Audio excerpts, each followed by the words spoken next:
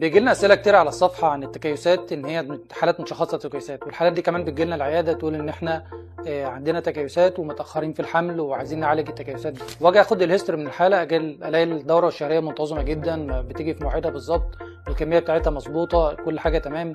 ابص عليها بالسونار الاقي في عدد البيضات اللي موجوده في كل مبيض زياده شويه، بس مش درجه تشخيص تكيسات. عايزين نفرق بس يعني ايه الفرق ما بين متلازمه تكيسات وان انا مريضه تكيسات او عندي تكيسات. متلازمه التكيسات دي الحاله اللي هي اصلا اوريدي عندها فعل مقاومه انسولين ومريضه التكيسات، وديت لازم من شروطها ان يكون في عدم انتظام في الدوره الشهريه. لما اجي اعمل سونار الاقي عدم انتظام، عدد البيضات الموجوده في كل مبيض كبير جدا، اكتر من 11 او 15 على كل مبيض. انما في بعض الحالات الثانيه اللي بتتظلم في تشخيص التكيسات، اللي هي بيبقى عندها عدد البيضات زايد شويه في الاطراف، احنا بنسميه بي سي او مورفولوجي، يعني هو شكل البي سي او. انا ممكن اقول لك ان انت عرضه ان يظهر لك تكيسات فيما بعد، بس انت مش مريض التكيسات طالما دورتك الشهريه منتظمه وتبويضك منتظم. اللي دورتها الشهريه منتظمه وطالما انت عندك تكيسات، انت مش مريض التكيسات. قد تكون عرضه بس مش مريضه.